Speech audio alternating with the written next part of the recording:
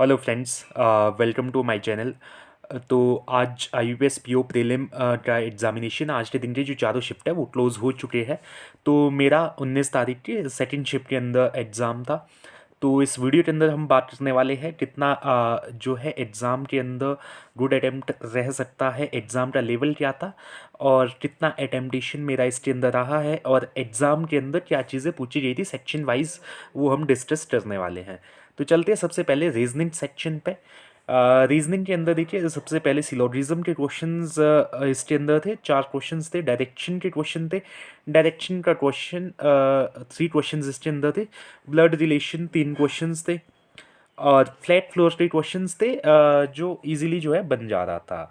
तो इसके अंदर 4 फ्लोर थे और 2 इसके अंदर फ्लैट थे। फ्लैट PNQ फ्लैट इसके अंदर दिया था। और पैरेलल रो थी जिसके अंदर 14 पर्सन थे, 7 पर्सन ईच थे। ठीक है, तो 7 पर्सन नॉर्थ फेसिंग थे, 7 साउथ फेसिंग थे। तो 5 क्वेश्चन इसके थे। मंथ बेस्ड पजल था जिसके अंदर वेरिएबल भी गिवन थे, कंपनी के नेम्स थे। वो आगे मैंने इसके अंदर कवर करा है, तो वो मैं पूरा आपको डिटेल में वहाँ पे बता दूंगा। 5 क्वेश्चन इसके थे। पजल था दूसरा आपका सिटी वाला। ये पजल टफ था दोस्तों, बहुत सारे कैंडिडेट इस पजल में स्टक हुए थे। अगर ये पजल किसी ने बनाने की कोशिश की है तो उसका अटेम्प्टेशन डेफिनेटली जो है रीजनिंग के अंदर गिरा है, क्योंकि ये पजल बनाना काफ़ी टफ था, पजल नहीं बन पा रहा था ये। मिसलेनियस के 3 क्वेश्चंस थे जिसके अंदर वर्ड फॉर्मेशन था और फॉरवर्ड और बैकवर्ड डायरेक्शन में कितने अल्फ़ाबेट है वो पूछा था। और ऑडवर्ड पूछा था। ये क्वेश्चन भी मैंने कर दिया था जिसके अंदर ऑप्शन नंबर डी इसका करेक्ट आंसर था आई थिंक। बाकी आप लोग कमेंट करिएगा क्या इसका करेक्ट आंसर था। ऑर्डर रैंकिंग के 4 क्वेश्चन थे आई थिंक, ये भी इजी था, इजीली बन जा रहा था। उसके बाद हम बात करते देखिए रीजनिंग के अंदर क्या था। ऑड वन आउट था, SOUR हाँ, ये था ऑड वन आउट। और पेयर का एक क्वेश्चन था कंपैरिजन। कंपैरिजन मतलब इसमें जो ऑर्डर एंट्रिंग का जो मैंने यहाँ पे आपको लास्ट में बताया, तो ऑर्डर एंट्रिंग का क्वेश्चन इसके अंदर ऑर्डर आई थिंक ये रहने वाला है। और एक क्वेश्चन आंसर इसमें 360 भी था। उसके बाद जो बात करी थी मैंने पजल की, वेरिएबल जिसके अंदर थे, तो ये जो है उनके नेम्स गिवन थे, लेनोवो, पैनासोनिक, सोनी, इस तरह से। तो यही ऑर्डर जो है पजल का बन रहा था आई थिंक। बाकी आप कमेंट करिएगा क्या ये ऑर्डर जो मैंने यहाँ पे लिखा है ये सही है या नहीं है। 14 पर्सन वाला जो पैरेलल रो बोल रहा था मैं, पैरेलल रो ये है, तो ये आप बताना कि ऐसे ही बना है। नेक्स्ट था फ्लैट फ्लोर का ये ऑर्डर था। AH टॉप फ्लोर पर थे, CD था, GB था, E एंड F था फर्स्ट फ्लोर पर, ग्राउंड फ्लोर पर। नेक्स्ट ब्लड रिलेशन के अंदर ग्रैंडसन, 2 का आंसर ग्रैंडसन आ रहा था और 1 का आंसर अंकल आ रहा था उसमें। तो बताना आप क्या आंसर इसका है। डायरेक्शन डिस्टेंस में 11 मीटर एंड 20 मीटर इसके अंदर, और साउथ वेस्ट आंसर होगा। बाकी आप बताना क्या आंसर ये सही है या नहीं है, ताकि बाकी लोगों को भी क्लियर हो पाए कि आंसर्स इसके क्या थे। तो ये रीजनिंग का पूरा मैंने डिस्कशन किया कि क्या चीज़ें इसके अंदर पूछी गई थी, और पूरा मैंने कोशिश करा है कि हर एक क्वेश्चन जो है आपको यहाँ पे मैं क्लियरली जो है इसके अंदर बता पाऊँ। और मेरा अटेम्प्टेशन, अगर मैं अपने अटेम्प्टेशन की बात करूँ तो मेरा अटेम्प्टेशन दोस्तों इसके अंदर था 26 था शायद। ठीक है, 26 अटेम्प्ट मेरा रीजनिंग के अंदर था। नेक्स्ट हम चलते हैं इंग्लिश सेक्शन पे। इंग्लिश सेक्शन मॉडरेट साइड पे मुझे लगा, क्योंकि इसके अंदर अगर आप देखते हैं जो करेक्ट सेंटेंस, इसके अंदर एक क्वेश्चन था। इनकरेक्ट सेंटेंस के 2 क्वेश्चंस थे।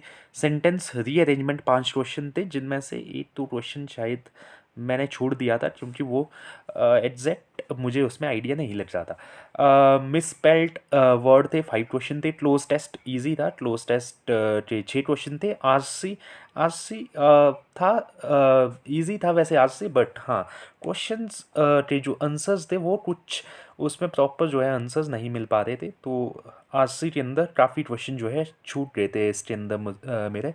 तो इंग्लिश के अंदर अगर मैं अटेम्प्टेशन की बात करूँ तो इंग्लिश के अंदर मेरा अटेम्प्टेशन है 21।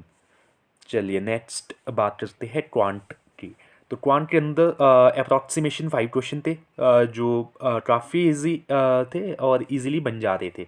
एक दो क्वेश्चन में तो पेन यूज़ करने की ज़रूरत नहीं थी, बिल्कुल बेसिक क्वेश्चंस थे। क्वाड्रेटिक इक्वेशन ईजी थी, बट चलिए उसकी लास्ट में बात करता हूँ।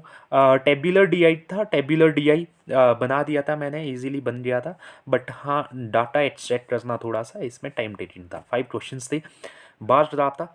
इसके अंदर बार ड्राफ्ट के क्वेश्चंस जो थे, क्वेश्चंस लेंदी थे, और बार ड्राफ्ट के अंदर जो डाटा भी आपने निकालना था, वो डाटा भी जो है आपको एक परसेंटेज में दिया था। 2 बार ड्राफ्ट थे बेसिकली। एक में आपके पास डाटा दिया था जो बेकरी है उसके अंदर कितने केक जो है बेक होते हैं, और दूसरा दिया था सोल्ड का।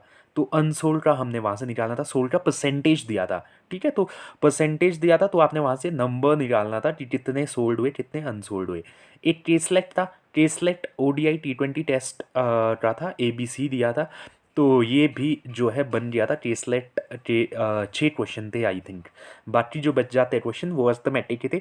अर्थमेटिक के क्वेश्चन भी कुछ डुएबल क्वेश्चन थे, जैसे एक था बोट एंड स्ट्रीम का क्वेश्चन था, तो उसके अंदर आना था स्पीड ऑफ स्ट्रीम पूछा था, तो उसका आंसर 5 किलोमीटर पर आवर था। बताना आप लोग क्या आंसर सही है। एक SI का था, SI का क्वेश्चन था, तो उसका आंसर आई थिंक 15 आ रहा था। और एक क्वेश्चन 15 उसका, और एक क्वेश्चन था पार्टनरशिप का उसका आंसर था 30,000। तो बताना आप कि इनके आंसर जो मैंने बताए हैं क्वांटिट, या यही आंसर्स इनके हैं। तो ये चीज़ आप कमेंट करके ज़रूर बताइएगा।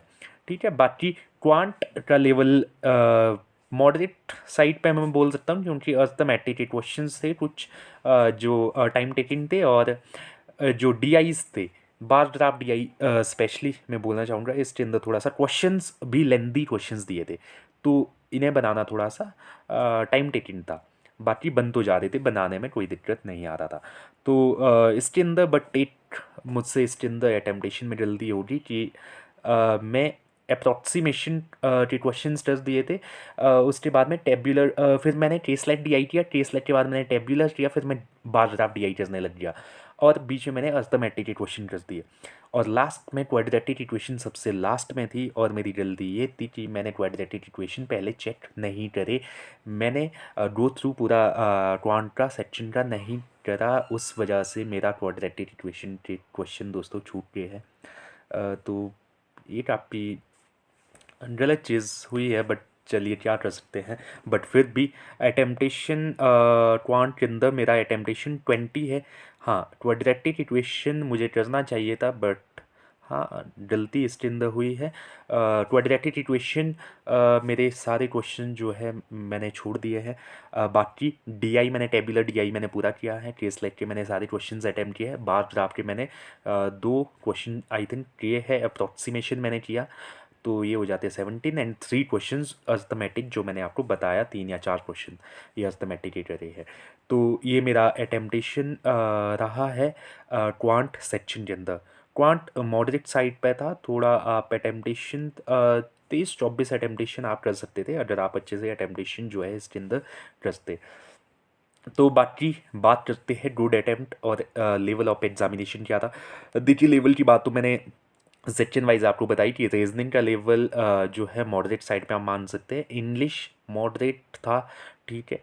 रीजनिंग आप इजी टू मॉडरेट बोल सकते हैं, ठीक है। इंग्लिश मॉडरेट साइड पे ही था डेफिनेटली। और क्वांट का जो लेवल है, क्वांट का लेवल भी आप मॉडरेट साइड पे रख सकते हैं। हाँ, जो स्पीड मैथ का पोर्शन था, स्पीड मैथ का पोर्शन ईजी था। चाहे अप्रॉक्सीमेशन हो चाहे फिर क्वाड्रेटिक इक्वेशन हो, दोनों चीज़ें डुएबल थी, और बहुत इजीली सारे बन जा रहे थे अगर आप उन क्वेश्चंस को अटेम्प्ट करते, बन जाते इजीली।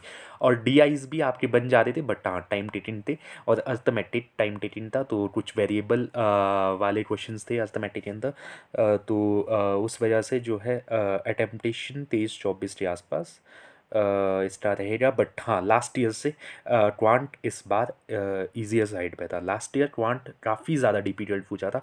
लास्ट ईयर अगर हम बात करें तो डिफिकल्ट उसका लेवल हम बोल सकते हैं क्वांट का। इस बार हम मॉडरेट लेवल जो है क्वांट का लेके चल सकते हैं। तो बाकी बात करते हैं गुड अटेम्प्ट की। गुड अटेम्प्ट देखो दोस्तों, सभी का इसके अंदर अपना एनालिसिस या फिर अपनी जो है थिंकिंग डिफरेंट हो सकती है। ठीक, ये मेरा अपने एनालिसिस के बेसिस पे मैं बता रहा हूँ।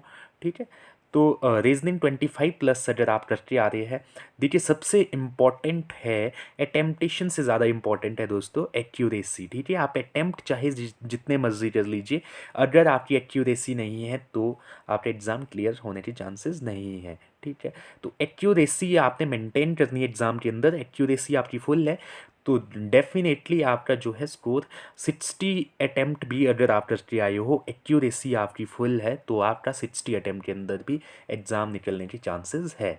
हाँ, अगर रीजनिंग 25+ आप अटेम्प्ट करके आ रहे हो, सेकंड शिफ्ट की मैं बात कर रहा हूँ, तो आपका अटेम्पटेशन काफ़ी अच्छा अटेम्पटेशन है। क्वांट 20+ डरे हो, अच्छा अटेम्प्ट है। इंग्लिश 20+ डरे हो एक्यूरेसी के साथ, ठीक है, तो अच्छा अटेम्पटेशन है। तो टोटल 65+ आप करते आ रहे हो।